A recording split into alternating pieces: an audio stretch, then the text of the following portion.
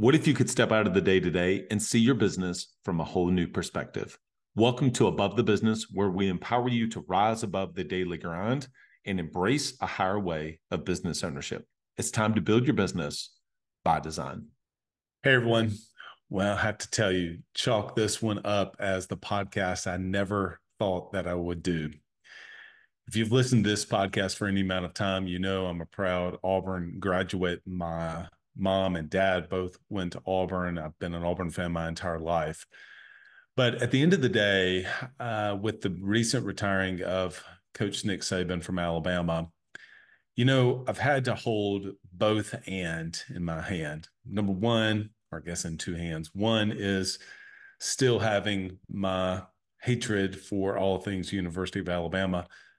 But on the other hand, being able to respect what Coach Saban has been able to do and really admire what he's been able to do at the University of Alabama, both for the athletics department and the football program, and at the same time for the university. And so I have 5 things that I pick up and kind of look back on and reflect on as to why I think Coach Saban was so successful. And I'm not a football guy. I don't know X's and O's around football, but I wanted to bring things that I felt like that even for myself as an Auburn fan, if I can pick these things up, then hopefully they can serve you in your journey in small business and entrepreneurship as well. So I'm going to go ahead and give them to you now. So if this is the TLDL, too long didn't listen, you'll at least get these 5 things. Number 1, process-minded thinking. Number 2, the importance of culture. Number 3, A players.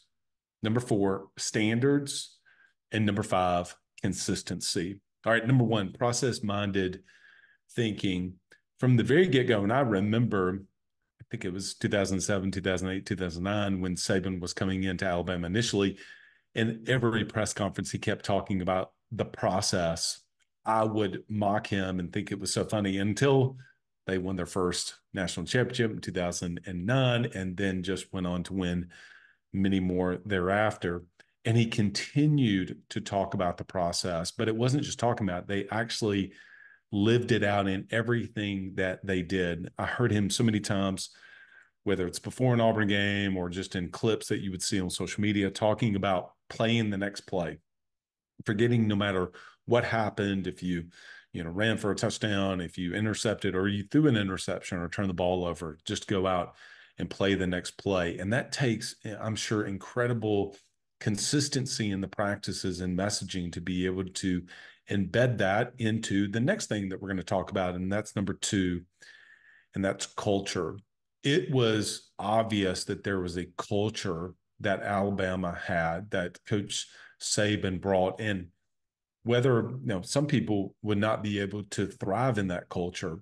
We'll talk next in just a second about the quality of the players that he had on the team and even in the coaching staff. But at the end of the day, whenever you're competing against other 4 and 5 stars, there's a culture of competition that was bred. In fact, I'm sure many times I listened to one of the sports radio stations out of Birmingham, Cole Kubelik, who has actually been on the podcast, is with Greg McElroy, a former Alabama quarterback.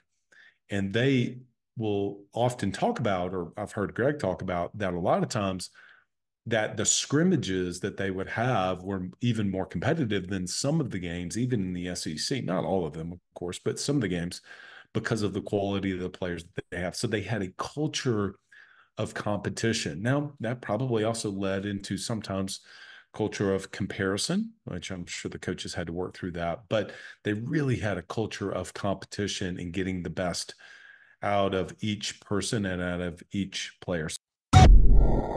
Are you an agency owner looking to grow your revenue, increase your bottom line, and better manage your taxes? Club Capital is here to help. Club Capital is the largest accounting and advisory firm for insurance agents in the country, providing monthly accounting, tax strategy, and CFO services. Way more than bookkeeping and your everyday run-of-the-mill tax prep, Club Capital is focused on providing financial and tax advisory services that help you plan and forecast your agency's performance. Their financial dashboards and agency forecasting tools help you better understand your agency's historical performance, create and measure future targets, and see how your agency compares to your peers around the country. Imagine what it would be like to understand the impact to your bottom line when deciding to hire a new employee, or forecast the impact rate changes or commission rates will have on your business. With over $200 million in tracked annual revenue and $140 million in tracked annual expenses, Club Capital has the data and the team to help you make better informed decisions for your agency. They will help you turn that back office stress into the backbone of your agency's success by giving you the tools to take your agency and your leadership to the next level. Visit club.capital today to book a solution overview with one of our business consultants. Club Capital, way more than a CPA firm. Ambition is the first step towards success. It's time to level up your agency. And Coach P Consulting will help you do just that by using the same strategies he used to sell over 700 life insurance policies in 2021 alone. Now, this is not your regular one and done type coaching. You'll get personalized coaching 2 days a week, every week of the month, and you'll get a live look behind the scenes of his team training and an office that's performing at the highest level. There's a reason Coach P Consulting is the fastest growing coaching company for insurance agency owners in the country. Coach P will train your team alongside his own and show you the exact steps they're taking to achieve Chairman Circle, exotic travel, and multi-line presence club, and be one of the few agents to be selected to have a third office. So whether your goal is to be at the top of your local market or amongst the best in the country, this training will give you the strategies and the tactics to get there. For just $250 a month, you'll get high-level coaching each week from someone who is already getting it done at that level, and his strategies work, and it's time to put them to work for you. Sign up at CoachPConsulting.com and get your first full month for free when you mention the Club Capital Leadership Podcast. So number one, process-minded thinking. Number two, culture. Number three, A players. I mean, at the end of the day, you can look at the recruiting that they did before Coach Saban, the recruiting that they did once he came on campus, and for the rest of his time. I did not go before this and research, but I don't know if they finished outside the top five in many years, really the top two in recruiting each and every year. You can make a lot of mistakes with coaching and even decisions, but when you have, in football language, 4- and 5-star guys, you can go a long way. And so he had the Jimmies and the Joes, and of course matched it up with incredible coaching with X's and O's. And so with A players, I'm going to say that it was both the players that he had on the team, but it was also the quality of the coaching staff. So many of the coaches came in and you've seen the Saban coaching tree, if you keep up with sports, of course, have gone on to be very successful head coaches, obviously, famously Kirby Smart, Steve Sarkisian, who's at Texas now, et cetera. So those are three of them: process-minded thinking, the importance of culture, and specifically I saw a culture of competition. Number three, A players, both on the players and then also with the coaching staff. And number four, standards. There's just a standard of excellence that they had. And again, that made its way in the standards that they had with recruiting, the standards that they had in every single thing that they did. And if you had to kind of read between some of the lines and hear some of the things, but in the building, everybody, the standard that they had to operate, there was a certain way of doing things at Alabama. I've heard but maybe I'll share it on here at some point, of Jeff Bezos and Amazon. And when you are a high executive and you go into Amazon, there's just a way of doing things at Amazon that's just part of their culture and their DNA, but there's just standards of how they do things and even how they run some of their meetings. And there were certainly standards at Alabama. And then number five, consistency. I'll turn this over to Auburn here for a second, but I've actually heard Bruce Pearl, Auburn's men's basketball coach, say often that, it was one thing for him to turn around the bottom of the barrel SEC basketball program as he did at Auburn. It's one thing to do that, and that's not easy, but it's a lot easier than staying on top and being consistent over all of those years.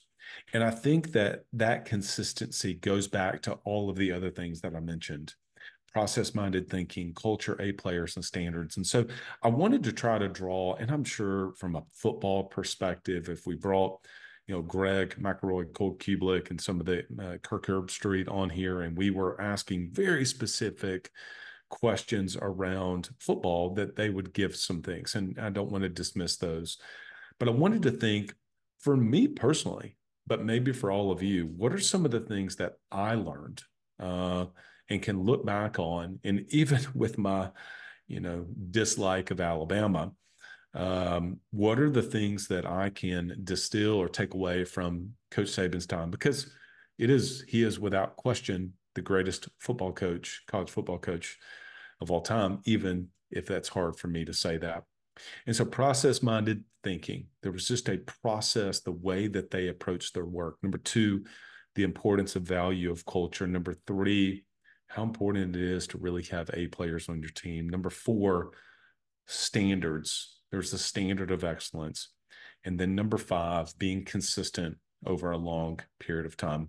Maybe that gives you a couple things. It's certainly even just writing it down in my notebook and journal and thinking about doing this podcast. And I certainly debated it over a period of time. But I said, you know what? I can hold both things at once and want to share that with all of you. All right, everyone. Till next episode, lead well. Oh, and by the way, War Eagle.